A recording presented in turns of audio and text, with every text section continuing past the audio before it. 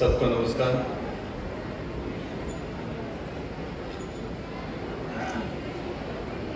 सहोदया group द्वारा जो कि 65 स्कूल्स के एक समूह है। पहले तो मैं इस कार्यक्रम में आने में मुझे देरी हुई, इसलिए मैं क्षमा प्रार्थी आप सभी लोगों से। मैं जानता हूँ छोटे छोटे बच्चे यहाँ हैं, बच्चे को तो भूख लगता है। मैं भी बच्चा था तब मुझे मालूम है जो बच्चे को सबसे प्यारा जो खाना फूड सबसे अच्छा लगता है और उससे भी अच्छा माँ लगता है।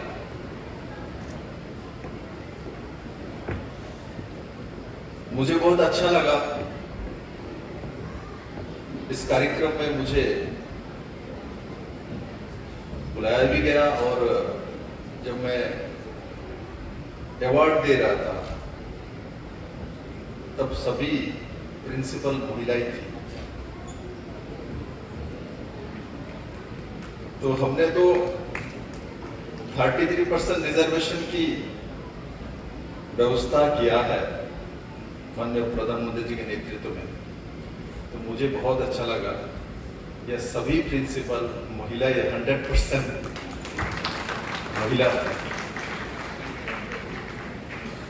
मैं आज बहुत कुछ बताऊंगा, किंतु जो नियम है जो मंच में रहता है इनका नाम लेना पड़ता है तो बोलूंगा। ऐसे मेरा स्वभाव है, मैं ट्रैक के बाहर जाके काम करता हूँ। ये मेरा पॉलिटिकल करियर में भी ऐसा ही रहा और एडमिनिस्ट्रेशन में भी मैं ऐसे ही रहा हूँ। आगे भी परिवर्तन नहीं होने वाला हूँ, ऐसे ही चलूंगा। हमारे बीच वीपी यादव जी है जो chairman of board school education Haryana Bhiwani से हैं और आपके बारे में मैं बैठते ही एक टीचर ने बहुत अच्छे ढंग से उनके सभी विषय में बताया। श्री नरेंद्र गुप्ता जी जो आपके फरीदाबाद के लोकप्रिय विधायक हमारे बीच में है। Shri Sandeep Joshi ex general secretary BJP Haryana. Shri Gopal Sharma ji district president Faridabad. Shrimati Parveen Joshi state vice president BJP Mahila Morcha. Shri Rajiv Jaitley media advisor CM to Haryana. Shri Suresh Chandra president of Sahodaya Faridabad education. Shri Rajesh Duggal DCP Faridabad. Rajesh ji अपने आप भी आईपीएस से परिचित है। सुनीता जी मेरे सिस्टर बहन है, मेरे बहन का पति है तो जीजा जी के लग जाता है। Shri Suresh Chandra ji president of Shrimati Vijay Lakshmi Sharma general secretary Sahodaya group. Shrimati Deepika Sharma vice president Sahodaya group. और यहाँ उपस्थित सभी प्रिंसिपल, टीचर्स, स्टूडेंट्स, फैकल्टीज और मेरे मीडिया के मित्र।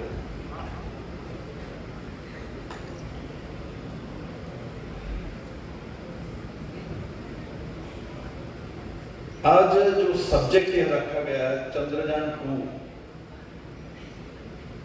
और स्वाभाविक तौर पे स्कूल्स के फंक्शंस है, अवार्ड भी दिया गया है।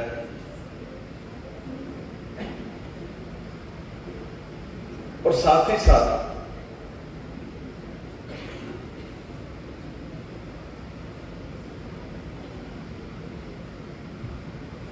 मैं कुछ ऐसा आपके साथ शेयर करना चाहता हूं जो मैंने मुख्यमंत्री के नाते जब मैंने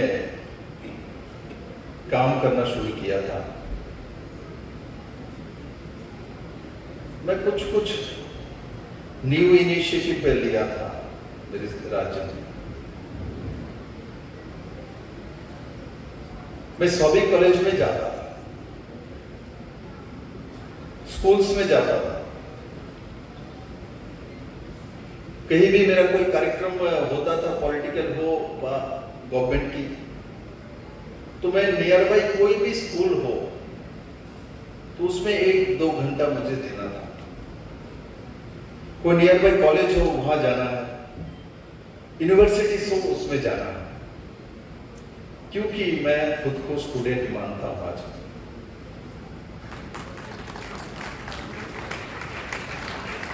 यह प्रिंसिपल जो है वो बाय प्रोफेशन प्रिंसिपल है, वो भी स्टूडेंट है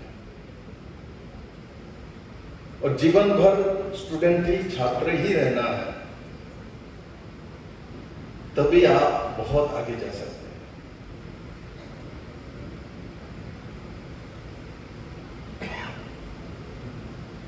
और मैं जब यूनिवर्सिटी और कॉलेज में जाता था, स्कूल्स में, तो मुख्यमंत्री को लोग डर जाता है, उसी सम्मान से, किसी ओहदे से। तो ऐसा जब सामने स्टेज होता था और मिडल में मैं स्टेज से निकल के छात्र के बीच चला जाता था, मुझे कुछ पूछो मैं जाके बोलता था, मेरे अंदर कोई कमी है, मैं कोई गलत काम कर रहा हूं बताओ, कि बच्चे सच्चे होता है। स्टेज में बैठने वाले लोग मुझे तारीफ ही करेगा, मैं जानता हूं, और ऐसा हुआ भी है। मैं कॉलेज के फंक्शन में गया था, वुमेन्स कॉलेज में, बहुत सारे कॉलेज के बच्चे आए थे। एक बच्चे ने मुझे मिडिल में पूछा, सर आप तो बीजेपी के चीफ मिनिस्टर हो, हम लोग कांग्रेस करते कि हमारा गलती है? हमने क्यों? बोला हमारे साथ मैं जहां रहता हूं, आपके जो ऑर्गेनाइजेशन के जो लोग हैं, मेरे पिताजी को अच्छे ढंग से देखता नहीं, उनको तिरस्कार करता है, घर के सामने कभी कभी कुछ बोल के जाता है। आप ऐसा शिक्षा देते हो क्या? अब सोचो, कोई मेरे सामने ऐसा बोल सकता है क्या स्टूडेंट के बिना? नहीं बोले। छोटी बच्ची ने मुझे बोल दिया तो बहुत लोग उनको प्रिंसिपल जगह बैठा है, उसको बोले no no sir nothing else, sorry sir, ऐसा। मैंने उसको बुलाया, कम मेरे पास आई, मैंने पूछा कौन कौन करता है, कान में बताओ। तो मुझे नाम भी बताया ये। तो हमने बोला आज के बाद तुम्हारे तरफ कोई दिखेगा भी नहीं क्योंकि तुम मेरे साथ हो। उसके बाद वो मेरे ऊपर नाराज थी, बहुत नाराज थी, बोलते समय बहुत एग्रेसिव थी।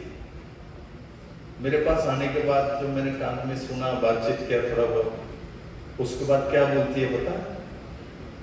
सर मैं आपके साथ एक सेल्फी उठाना चाहता हूँ माँ को दिखाने के लिए। तो मोबाइल निकाला तो मुझे बोलता है सर नीचे हो जाओ, तो छोटी है। तो मैं नीचे हुआ, सेल्फी उठाया और उसके बाद पीछे जाकर बैठी।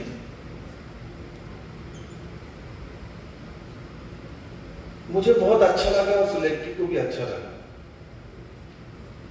किंतु मुझे वास्तव स्थिति मालूम चला ऐसा करता है।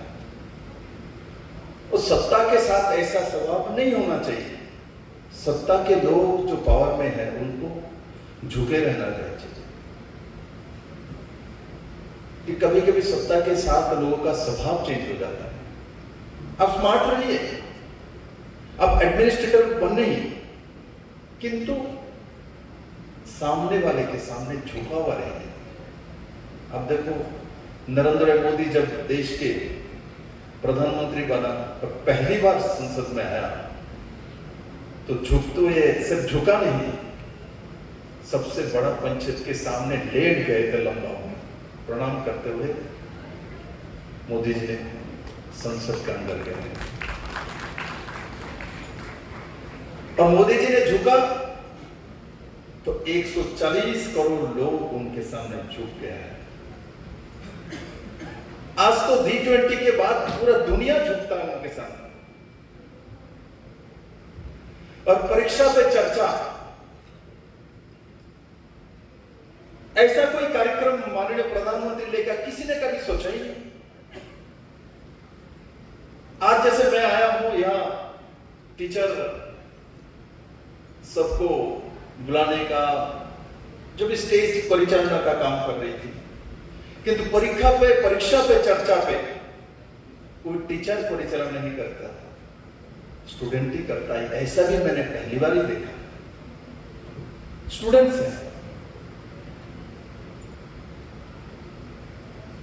और एक भय जो स्टूडेंट्स का अंदर तैयार हो जाती है, चाहे पेरेंट्स हो, चाहे सामाजिक बंधन हो, जैसे लगता है इस बार मैं क्वालिफाई नहीं हुआ तो मेरा जीवन ही खत्म हो जाएगा। माननीय प्रधानमंत्री जी ने इस तरीके से स्टूडेंट के सामने विषय प्रस्तुत किया है, जब तो पढ़ाई लिखाई जो भी हो एक स्वाभाविक धारा है, अलग से मत सोचिए।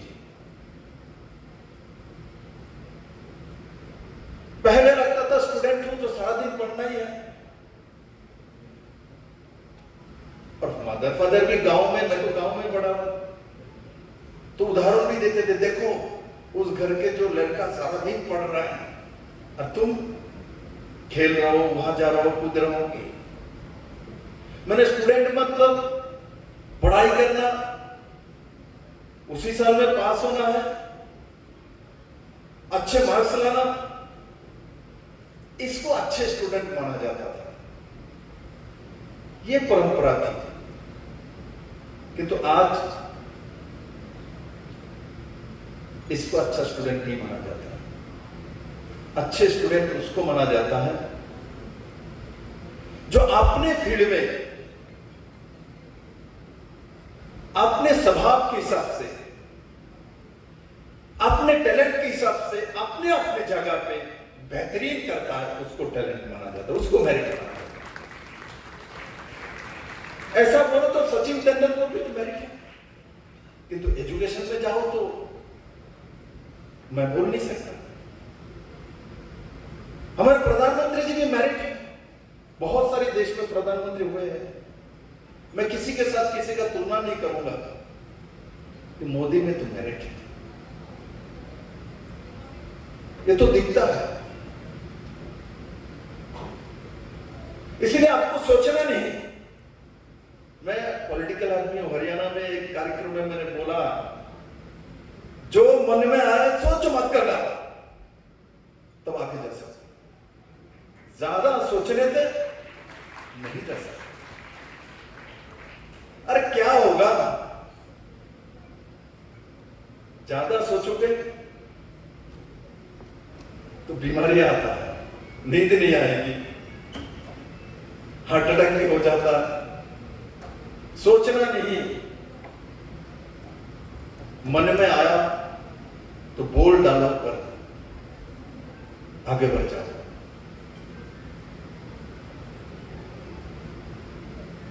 तो मेरे छात्रा या बहुत सारे छात्र छात्री आए हैं, स्टूडेंट्स, मैं आप लोगों से कहता हूं, नदी जैसा चलता है वो अपने धारा में चलते चलते, कोई छोटा नदी बड़े नदी में जाके एक साथ हो जाता है, और बड़ी नदी अल्टीमेटली जाके समुद्र में समाहित हो जाता है। इसलिए जो छात्र और छात्राएं, जो स्टूडेंट्स हैं, नदी के धारा जैसा ही चलनी चाहिए। अपने आप आपको समुद्र मिल जाएगा, अपने आप आपको बड़े नदी मिल जाएगी। चलने का नाम है जिंदगी, चलते रहो तो रास्ते में सब कुछ मिलेगा। और हम लोग पॉलिटिक्स में है, मुझे भी, मैंने कभी पॉलिटिशियन बनूंगा, राजनीति में आऊंगा, मुझे सोचा ही नहीं। मेरे पिताजी पॉलिटिक्स में थे, मेरे अंदर ऐसा नहीं था।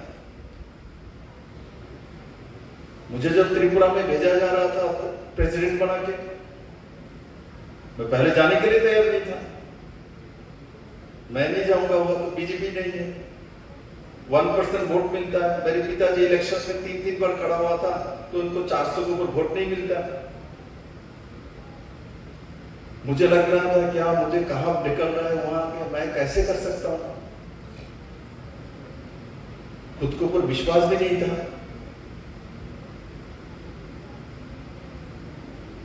किंतु एक देश के पॉलिटिशियन है जो उस समय पार्टी का अध्यक्ष रहे, अमित भाई शाह, मेरे ऊपर उन्होंने भरोसा किया था और मुझे सभी समय हाथ लगा के उस समय बोलता था, तू जीतेगा, तू कर सकता है। मुझे वो उनके जो मेरे ऊपर हाथ रख कर तू जीतेगा, तू कर सकता है, तो कम्युनिस्ट को उखाड़ के फेंकेगा, ये ताकत मेरे साथ थी। और 2.5 ईयर के अंदर, 2.5 साल के अंदर 25 साल के लगातार सरकार, 20 साल के लगातार चीफ मिनिस्टर थे वो, 20 वर्ष लगातार जीत रहे। उस सरकार की पतन हुई 2018। इसलिए मैं सभी प्रिंसिपल्स और टीचर्स से वही चाहता हूं, सभी स्टूडेंट के ऊपर हाथ रख के कोई नंबर 2 नहीं होता, सब नंबर 1 होता है।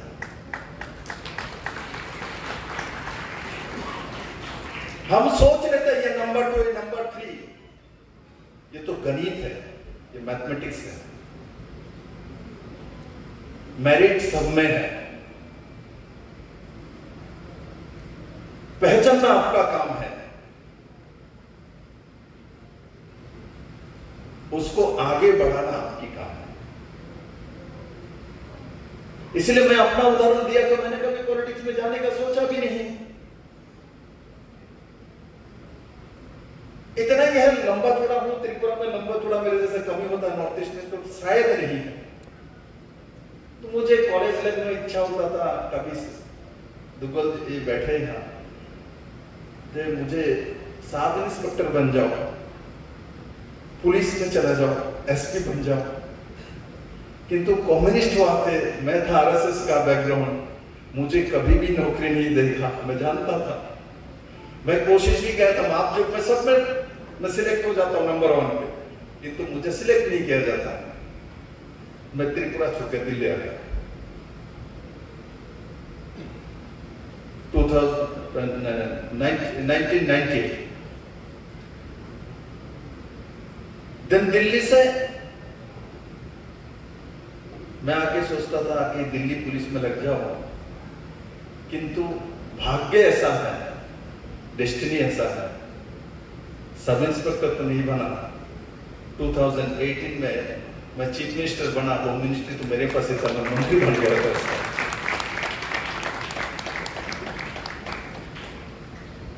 और जब मैं बना कि मेरे पुलिस फोर्स बहुत अच्छा लगा, डिसिप्लिन फोर्स, कुछ मेरे मित्र भी था आईपीएस।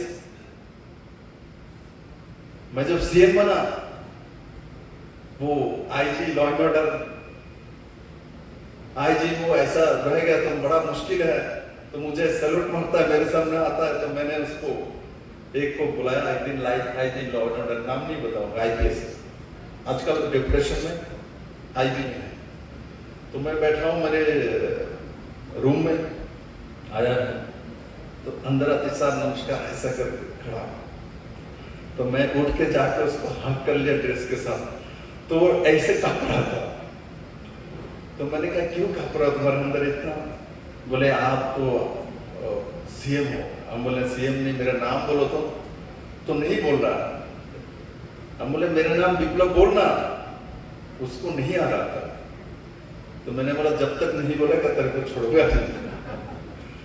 तो उसके बाद में बोला विप्लव बोल के मुझे बोला, उसके बाद बोला मैं आपके साथ काम करने में दिक्कत है, मैं आपको बहुत प्यार करता हूँ। तो मैंने बोला मैं समझ गया था। मैंने कहा ऐसा करो, मैं ऊपर बात करता हूँ, आप डिप्यूटेशन में आईबी में चले जाओ। तो मैंने उसको आईबी में भेज दिया। जीवन ऐसा होता है,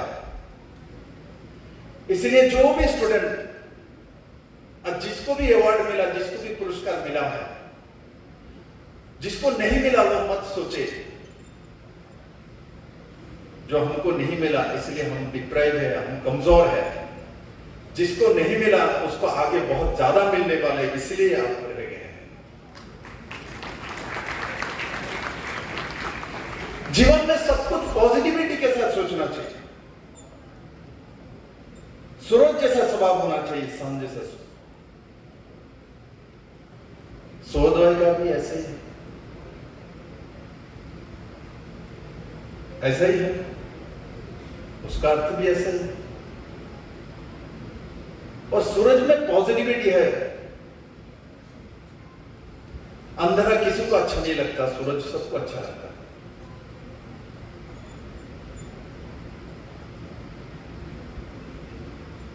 मैं परीक्षा पे चर्चा के बारे में बात कर रहा था माननीय प्रधानमंत्री जी।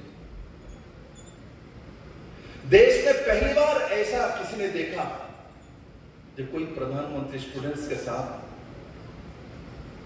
इतने इजी टू तरीके से बातचीत कर रहे हैं। मोदी में क्या क्वालिटी है? मोदी में इजी टू है, इजी गोइंग। मैं उनका भाषण सुनता हूं, कोई कठिन हिंदी शब्द यूज नहीं करता, जितना इजी, जो सब लोग समझ जाए, जो हिंदी नहीं समझता है वो भी समझ जाए। क्योंकि कठिन हिंदी मैं बोलूंगा, हिंदी भाषी को भी समझने में प्रॉब्लम आ जाती है। मैंने मोदी जी का एक भाषण देखता हूं, ऐसा लगता है जो नॉर्मल कोई बोल रहे हैं, तब वो जनताओं के बीच में चला जाता है, एक्सेप्टेंस बढ़ता है।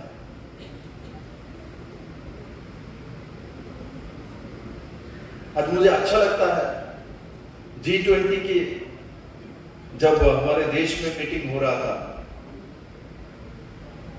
तब मोदी जी हमारे राष्ट्रभाषा में बातचीत कर रहे थे। और जिन्होंने हम लोगों को 200 साल शासन किया है, उस देश के प्रधानमंत्री बैठ के अनुवाद करके, उनको तो आता है तभी साथ अनुवादक रहता है, सुनता है। एक समय हमारे देश के नेताओं का स्वभाव ऐसा था, उस देश की भाषा में नहीं बोलेंगे तो हमको सम्मान नहीं किया जाएगा, ऐसा इंफिनिटी कॉम्प्लेक्स था। आज मैं गर्व करता हूं, हमारे देश के राष्ट्रभाषा में अनुवाद करके दुनिया के 70 देश को सुनना पड़ता है कि भारत बोलता है। दुनिया के सबसे बड़ा इकोनॉमिक बाजार के लिए है तो इंडिया है, भारत है, हमारा देश है।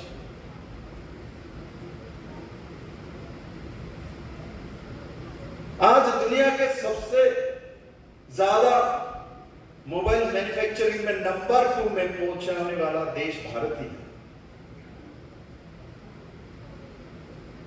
आज विश्व का 5th इकोनॉमी भारत ही है। आज मिल्क प्रोडक्शन में दुनिया में नंबर 1 भारत ही है, ऑस्ट्रेलिया न्यूजीलैंड नहीं है। मैं इसलिए मिल्क के बारे में बोल रहा हूं, जिस प्रदेश का मैं इंचार्ज हूं, हरियाणा भी देश में नंबर 2 है मिल्क प्रोडक्शन, गुजरात के बाद।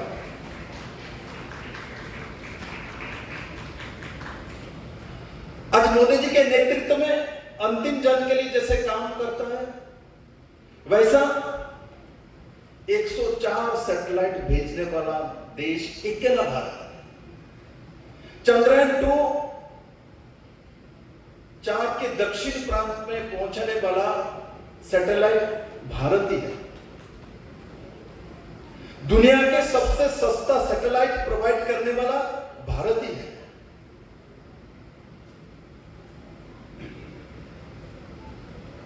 सहोदया सीबीएसई स्कूल के ग्रुप है। मैं मुख्यमंत्री रहते हुए ये रिकॉर्ड है, सीबीएसई के पास है। त्रिपुरा छोटा स्टेट है, मैंने एक साथ 150-150 स्कूल को सीबीएसई कर दिया था, एक साथ। और उसमें कुछ क्राइटेरिया होता है, आप लोग सबको पता है। इतना लैंड होना चाहिए, बिल्डिंग ऐसा होना चाहिए, लेबोरेटरी ऐसा होना चाहिए, स्टूडेंट्स ऐसे, आपके टीचर ऐसा होना चाहिए, फैकल्टी ऐसा होना चाहिए। मैंने माननीय प्रधानमंत्री जी को और एजुकेशन मिनिस्टर को रिलैक्सेशन लिया, बोले नॉर्थ ईस्ट का स्टेट है, मुझे उठने दो, मुझे आप 5 साल समय दे दो, एक 5 years के अंदर मैं जो जो आपके क्राइटेरिया में फुलफिल करूंगा। मेरे चीफ सेक्रेटरी से मैंने एफिडेविट दिलवाया, क्योंकि नहीं तो सीबीएसई परमिशन नहीं देता। देके आउट ऑफ द वे जाके मैंने 150 सीबीएसई स्कूल एक साथ डिक्लेयर किया, माननीय प्रधानमंत्री जी का हाथ से कराया था त्रिपुरा में।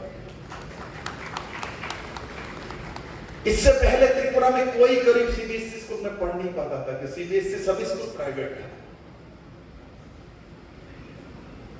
हम गरीब के लिए बोलते हैं, अंतिम जन के लिए बोलते हैं, किंतु करते हैं। हमारे स्टेट में जो सरकार थी वो कम्युनिस्ट का सरकार था। गरीब के लिए सबसे ज्यादा बोलने वाले, चिल्लाने वाला वही लोग हैं, सबसे ज्यादा। पूरे दुनिया का गरीब का ठेका उन्होंने लिया था। किंतु मैंने जब उस स्टेट को चलाने के लिए गया, तब मैंने जब शिक्षा ही तो मेरे दिन में मैंने सुना, वही फाउंडेशन गरीब को मैं दे नहीं सकता सीबीएसई स्कूल, कैसे बच्चा निकले? रिजर्वेशन देके क्या करूंगा? आ ही नहीं सकता, रिजर्वेशन पड़ा रहता है। देन मेरे सेक्रेटरी भी महिला थी, अभी हायर एजुकेशन में ज्वाइंट सेक्रेटरी है सौम्या गुप्ता, दिल्ली सरकार में डेपुटेशन में डायरेक्टर थी एजुकेशन, वो मेरा सेक्रेटरी थी, महिला थी, बहुत दबंग भी थी और किसी को नहीं डरती थी। वो किसी का नहीं सुनती थी, इतना उससे मेरा बात ही सुनती थी। लोग मुझे बोलता था ये विप्लव देव का लाडली है, किंतु उसने कार्यकाल में इतना काम किया एजुकेशन में। इसने 37 रिफॉर्म्स लाया था त्रिपुरा में, इनमें से एक था सीबीएसई स्कूल। उसके बाद त्रिपुरा में ऐसा भी था, 12th में 10th में 1-2 सब्जेक्ट में जब आप फेल हो जाते हो तो उसके एग्जाम देने के लिए 1 year बैठे रहना पड़ेगा, 1 साल बाद उसका एग्जाम होगा। और उस समय मैक्सिमम स्टूडेंट गलत रास्ते में चले जाते, स्कूल में तो जाता नहीं। वो रिफॉर्म भी मेरे समय मैंने कर दिया, तो 3 month के अंदर वो एग्जाम होगा, वो पास होने के बाद उसी ईयर में वो उसी क्लास में जाएगा। ऐसा बहुत सारे रिफॉर्म मैंने किया, फाउंडेशन भी दिलवाया। एनसीईआरटी सिलेबस में जब मुख्यमंत्री बना तो कम्युनिस्ट लोग बोल रहे हैं अब विप्लव दबा RSS man, he is RSS man, ये तो पूरा गिरवाकरण कर देगा एजुकेशन को, ये तो कट्टर आरएसएस है। क्योंकि कम्युनिस्ट लोग एजुकेशन के ऊपर, रिसर्च के ऊपर बहुत ज्यादा ध्यान देता है तरीके से। इन्होंने अपने सिलेबस में त्रिपुरा में लेनिन, स्टालिन सब सिलेबस में लाया। सम्राट अशोक बाद, गांधी बाद, शिवाजी बाद कुछ भी नहीं हिस्ट्री। मैंने ऐसा नहीं किया, मैंने एनसीईआरटी का सिलेबस लागू किया, मैंने गिरवाकरण नहीं किया। कम्युनिस्ट को ताज्जुब लगा, ये तो ये करने वाला है, ये तो एनसीईआरटी सिलेबस लागू किया। और सबसे कम समय में एनसीईआरटी सिलेबस लागू करने वाला कोई स्टेट है, वो ओनली त्रिपुरा है, सीबीएसई में रिकॉर्ड है, सबसे कम समय। बहुत सारे झमेला मुझे मेरे सामने आया था।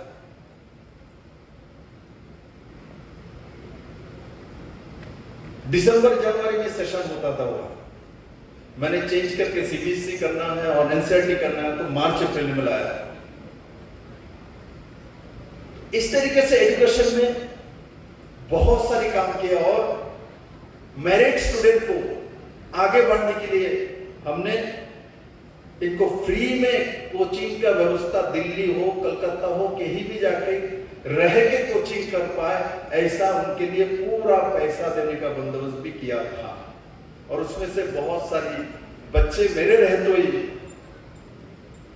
यूपीएससी कंप्लीट करके आईएएस ऑफिसर भी बन चुका है। तो इसलिए मेरिट सब में है, सुविधा देना और ढूंढना हमारा काम है। भारत के हर बच्चे में मेरिट है कि भारत का भूमि ही ऐसा है जिसमें चाणक्य ने एक दासी पुत्र को ढूंढ के सम्राट बनाया, चंद्रगुप्त। इसलिए मेरिट से राजा का बेटा में ही होता है, ऐसा नहीं है। छत्रपति शिवाजी भी कोई राजा का बेटा नहीं था। गुरु रामदास जी ने उनको पहचाना, माने शिक्षक है। और छत्रपति शिवाजी को मराठा साम्राज्य का कर्णधार बनाया। और मराठा साम्राज्य शिवाजी के नेतृत्व में मुगलों के सामने घुटने नहीं टेका।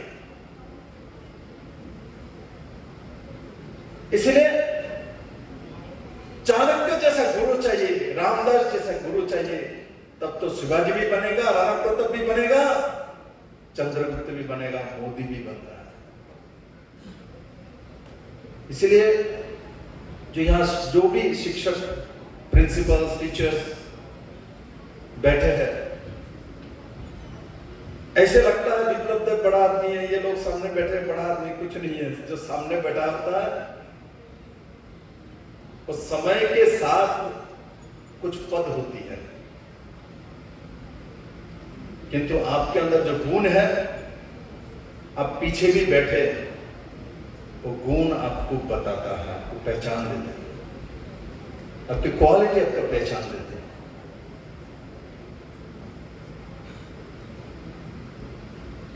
मुख्यमंत्री बनता है, बदलता है, किंतु मुख्यमंत्री रहते हुए आपने क्या सीखा, वो आपके जीवन में महत्व है। वो भी तो सीखने का एक इंस्टीट्यूशन है, पूरे सिस्टम को समझने का इंस्टीट्यूशन है। प्रधानमंत्री बहुत लोग बने, मैं किसी के बारे में नहीं बोलूंगा। प्रधानमंत्री इंस्टीट्यूशन होता है, सीएम इंस्टीट्यूशन होता है, कोई व्यक्ति नहीं होता। मोदी भी प्रधानमंत्री बने, चंद्रयान 2 से लेके हर क्षेत्र में, और आईआईटी, आईआईएम, ये तो मोदी के जमाने में नॉर्मली जैसे स्कूल बनता है ऐसे बनता है।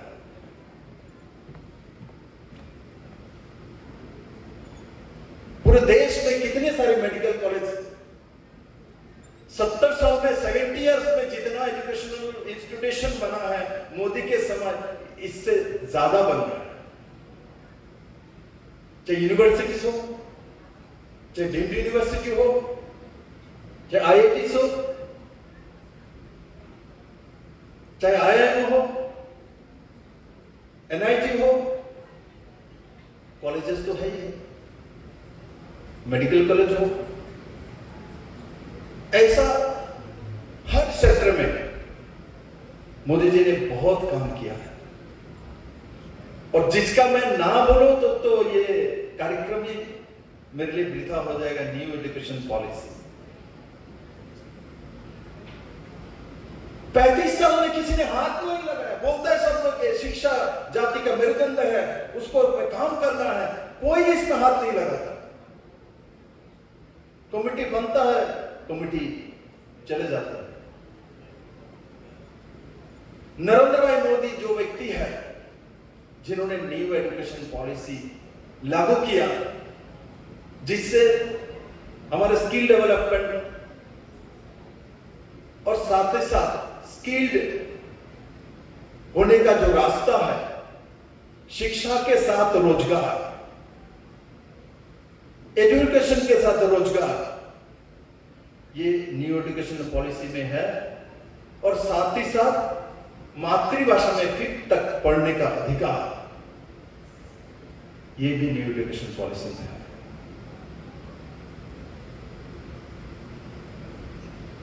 पैंतीस साल से हमारे पास कंप्यूटर आ गया, हमारे पास गूगल आ गया, हमारे पास बड़े बड़े बिल्डिंग आ गया, स्टील बिल्डिंग आ गया, हमारे टेक्नोलॉजी बहुत डेवलप हो गया, मोबाइल सबका हाथ में आ गया, किंतु एजुकेशन में कोई हाथ नहीं लग रहा, जो कि हमारा मूल भविष्य निर्धारण करता है।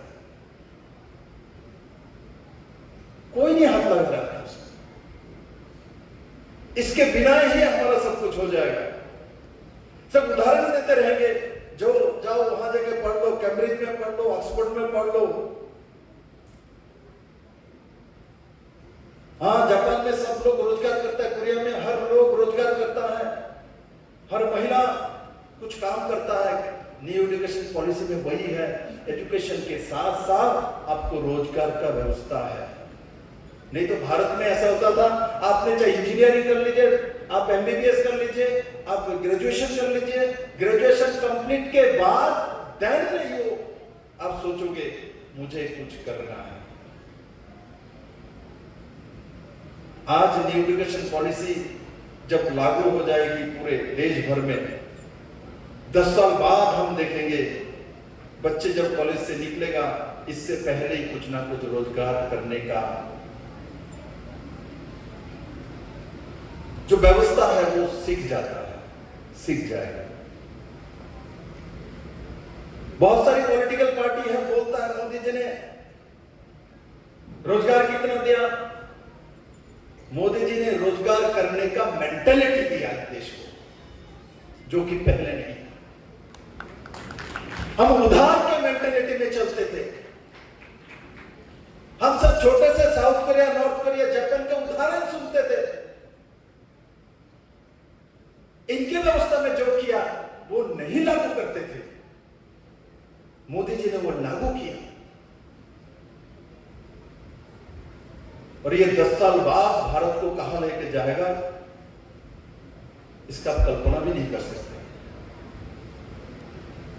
अब जो लोग राजनीति के लिए बोलता है मोदी जी ने कितना रोजगार दिया, कितना रोजगार दिया, मैं उनको आपके इस कार्यक्रम के माध्यम से कहना चाहता हूं, मोदी जी ने फाउंडेशन दे दिया। और जिस देश में सेल्फ एम्प्लॉयड नहीं होता है, वो देश कभी आगे नहीं बढ़ सकता है, कभी नहीं बढ़ सकता, नहीं बढ़।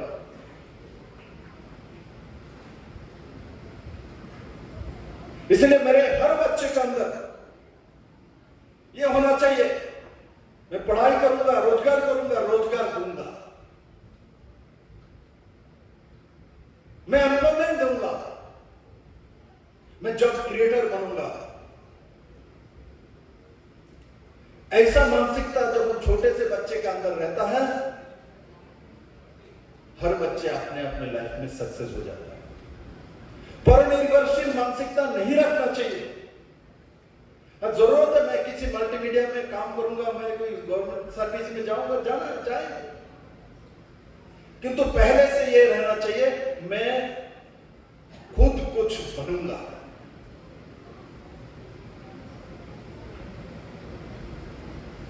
और नाकामयाबी से डरना नहीं चाहिए, उससे सीखना चाहिए कि इस बार मैं नाकाम हो गया हूं, अगली बार इससे बेटर करने वाला हूं, इसलिए ऐसा हुआ है।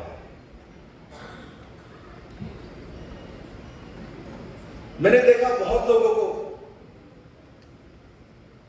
बच्चे को जो बोलता है, 2-3 बच्चे जब घर पे होता है, माँ बाबा पहले था, आज तो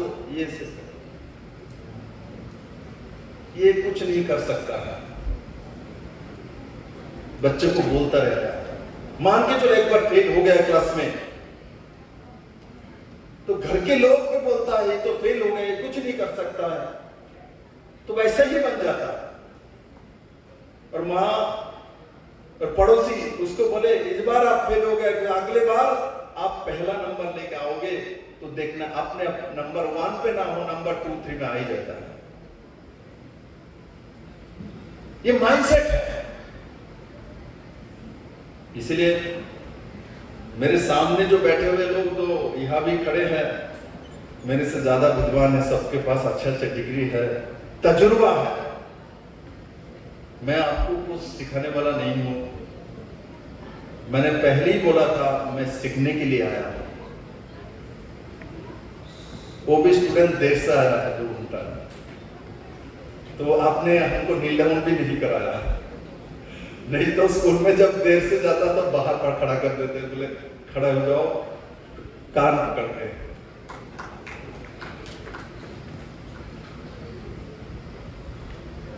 मुझे भी एक स्कूल की शिक्षिका लेडी थी, मेरे को कान पकड़ के एक रास्ता दिखाया था, तब मैं यहां तक पहुंच गया। महिलाएं शैतान था, किसी को पीट दिया था, उनको मालूम चला मैंने मारा। मैंने सोचा क्लास टीचर थी, मुझे भी धुनाई होगा। वो आई और उसके बाद मेरे को सामने देखा बैठा हूं, देख के मुझे रोने लग गए, कुछ नहीं बोले मुझे। और उस दिन क्लास नहीं किया, रोते हुए क्लास से चली गई। मुझे समझ में आ गया मेरे लिए रो रहा है। मैं उठ के उनके पास टीचर्स रूम में गया, जाकर उनको पैर पकड़ा। मैंने यार ऐसा नहीं करूंगा।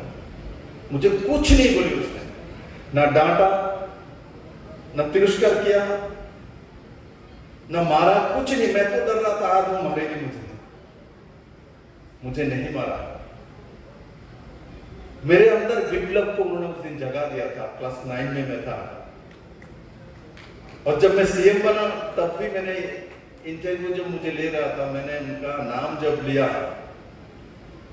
इनके परिवार कांग्रेस के परिवार है, इनके हस्बैंड भी टीचर थे, किंतु कांग्रेसी परिवार है। और मैं जब त्रिपुरा में गया, मैं इनके हस्बैंड को पार्टी में लाना चाह रहा था। ये बोलता है रात को 12 बजे गया हूं, बोलता मैं तो कांग्रेस छोड़ के नहीं जाने वाला। और मेरे जो टीचर है वो खड़े हो गई, बोलता है तुम कहीं भी जाओ, मैं तो विप्लव के साथ जाने वाला हूं। और उनके बेटा तब एमबीबीएस कर रहा था, तो वो बेटा भी था, वो भी बोलता है मैं भी मां के साथ जाने वाला हूं। तो उनके पति ने कुछ नहीं बोला, बोले देखिए मैं कुछ नहीं कर सकता हूं, क्योंकि ये आपके टीचर पहले है, उसके बाद मेरा पत्नी है। और आज आप जब सीएम बन गए थे, सबसे ज्यादा खुशी किसी ने हुआ है, मेरे को लगता है मेरी पत्नी हुई थी। इसलिए महिला का हृदय समझना बहुत कठिन है, नारी को समझना बहुत कठिन काम है। वो अलग अलग रूप में आता है, मां के रूप में आता है, पत्नी के रूप में आते हैं, बहन के रूप में आती है, दुर्गा के रूप में आती है, वो सुर नाच भी करती है। इसलिए महिला का अलग अलग रूप है, पुरुष का अलग अलग रूप नहीं है। इसलिए बहुत अच्छा लगा, जितने भी प्रिंसिपल यहाँ है सब महिला है, तो दुर्गा भी बनेगी, असुर नाच भी करेगी, और साथ साथ मां और बहन, और जो रूप उनके अलग अलग, उनके स्वभाव में वो दिखता है। इसलिए मैं मोदी जी को धन्यवाद दूंगा। बहुत लंबे समय से महिला रिजर्वेशन की बिल हाउस में आना जाना करता था, किंतु मोदी जी ने वो करके दिखाया। मैं राज्यसभा का मेंबर हूं, मैं देखता हूं 73 वक्ता थे मेरे राज्यसभा में, सब लोगों ने सपोर्ट तो किया, कुछ ना कुछ बहाना बोलते थे। ये क्यों, तो इलेक्शन इशू है, ये तो महिला को वोट लेने के लिए किया है, अरे भाई, राजनीति करता हूं तो पॉलिटिक्स तो करूंगा। पॉलिटिक्स करना ये मेरा धर्म है। मैं राजनीतिविद हूं। मैं चाहूंगा जो मेरे राजनीति से मेरे दल को लाभ मिले। मैं सत्ता में नहीं रहूंगा तो मेरा न्याय नीति में क्या करूंगा। इसलिए मैं ये मानता हूं पहले सत्ता चाहिए, उसके बाद समाज व्यवस्था परिवर्तन चाहिए। इसलिए सत्ता किसी भी हालत में चाहिए। बहुत लोग बोलता है नहीं, सत्ता किसी भी हालत में लेना वो ठीक नहीं है। मैं कहता हूं सत्ता किसी भी हालत में चाहिए। विप्लव तक नहीं बोलता है, ये चाणक्य ने बोला, जो मुझे चक्रवर्ती सम्राट और भारत को सर्वश्रेष्ठ बनाने के लिए मुझे चंद्रगुप्त को राजा बनाना पड़ेगा, तभी मैं कर पाऊंगा। इससे पहले मैं कर नहीं सकता। इसलिए पॉलिटिक्स में जो है उसको तो सत्ता चाहिए, तभी जाके एक साथ 150 स्कूल जो मैंने सीबीएसई करा था, मैं सीएम नहीं बनता तो मैं सोचता कुछ कर नहीं पाता। इसलिए सत्ता है तो देखो मोदी जी ने कैसे कैसे समाज को परिवर्तन किया। हम समाज सुधारक के नाते विद्यासागर को जानते हैं, राजा राममोहन राय को जानते हैं, दयानंद सरस्वती को जानते हैं, किंतु मैं आज और एक नाम इसके साथ जोड़ना चाहूंगा। आप लोग सब टीचर है, सोच के लिए मोदी जी भी बहुत बड़ा समाज सुधारक है। 3 तलाक उन्होंने बिना लड़ाई खत्म किया इस देश से। मुस्लिम महिला को आजादी दी, सम्मान दिया, ये समाज सुधारक है। 370 अपने ही देश में अब जमीन में पैर नहीं रख सकते।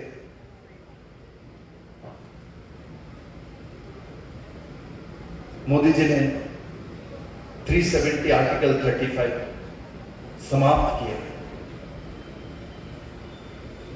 महिलाओं को सशक्तिकरण के लिए सिर्फ महिला रिजर्वेशन 43% लाया, ऐसा नहीं है, ये तो बहुत बाद में लाया है। पहले उन्होंने इसका वातावरण तय किया, उसके बाद वो लोग मैंने देखा हाउस में अभी क्यों लाया, पहले 14 में आ गया, 19 में भी आप आए हैं, तभी आपको लाना चाहिए था। ऐसा बहस हुआ है, डिबेट हुआ है,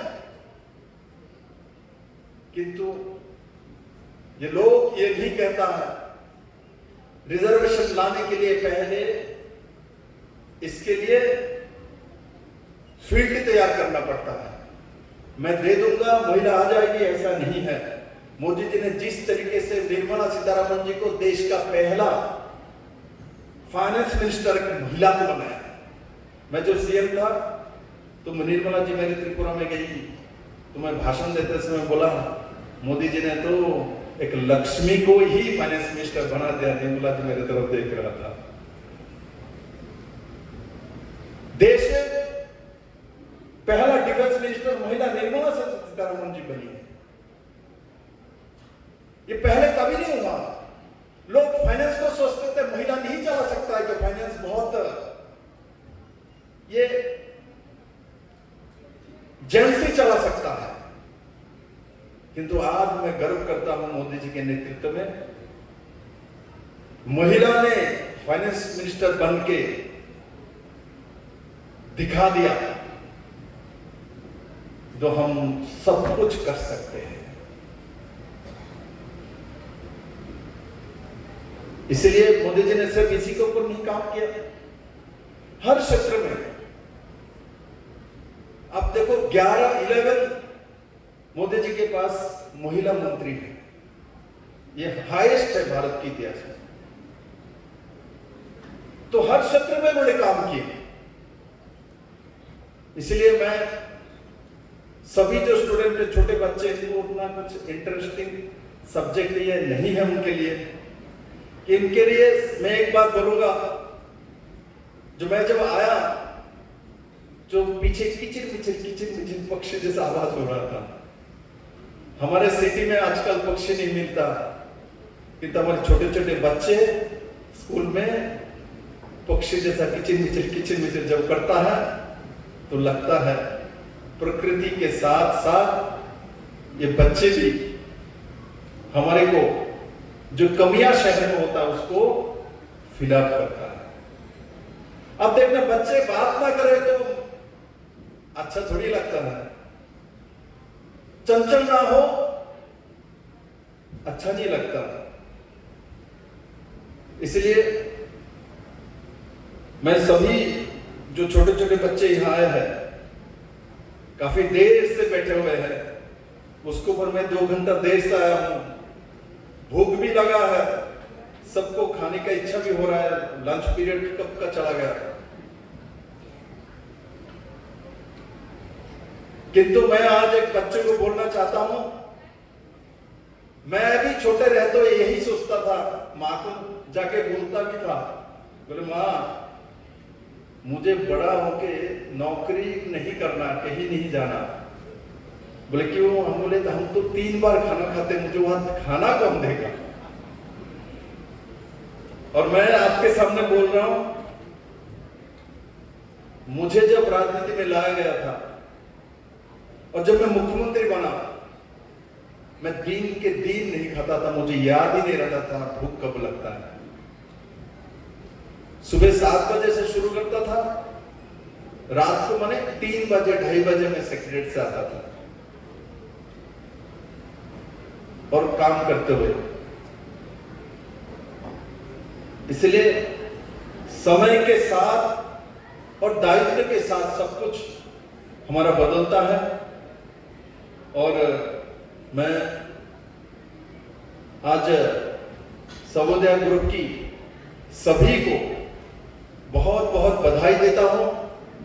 इतना सुंदर ऑर्गेनाइजेशन है, आपके ऑर्गेनाइजेशन के बहुत सारे गुण है, मैंने देखा कल्चर से लेके बहुत सारी ट्रेनिंग की व्यवस्था, अलग अलग दिशा में काम करना, सबको एकत्रित रखना, नया दिशा देना, बहुत सारी जो सामाजिक काम करना, ये है आप लोगों के संस्थाओं के माध्यम से किए जाते हैं। और मैंने देखा अच्छे से स्कूल का नाम है, जिस स्कूल के नाम मेरे सामने लिया गया है, प्रेस्टिजियस स्कूल के नाम से जाना जाता है। और मैं मानता हूं यहाँ बड़े मात्रा में टीचर सब महिलाएं देखा, 2-4 मिला मुझे जेंट्स, तो ऐसे में भी टीचिंग, नर्सिंग, बैंकिंग सेक्टर में महिला ही होता है। मैंने भी त्रिपुरा में 50% रिजर्वेशन देने चला था महिला को, तो बाद में मैंने देखा टीचिंग में 67% त्रिपुरा में है, मैंने रिजर्वेशन की तरफ नहीं गया, किंतु एक काम मैंने कर दिया था, मेरे रहे तो 2019 में ही मैंने सरकारी नौकरी में 33% महिला के लिए रिजर्वेशन कर दिया। मुझे चीफ सेक्रेटरी ने बोला सर ये पॉलिटिकल स्टैंड है, आप ये कर दोगे तो जेंट्स ना खप जाए, मेरे खपने दो, कुछ नहीं होगा यार, देखते हैं। और सेल्फ हेल्प ग्रुप जो मैं बोलता हूं वो करता भी हूं। त्रिपुरा में 6-7 हजार के आसपास सेल्फ हेल्प ग्रुप था। मेरे समय में ही लगभग 51,000 सेल्फ हेल्प ग्रुप बना और उसमें 3 लाख 3.5 लाख महिला काम करती है। तो इसलिए स्वनिर्भर मानसिकता, न्यू एजुकेशन पॉलिसी और आत्मनिर्भर व्यवस्था वही देश को आगे बढ़ा सकता है। मैं विश्वास करता हूं मनोहर लाल खट्टर जी ने हरियाणा में जिस तरीके से एजुकेशन में बहुत सारे रिफॉर्म्स लाया है, वो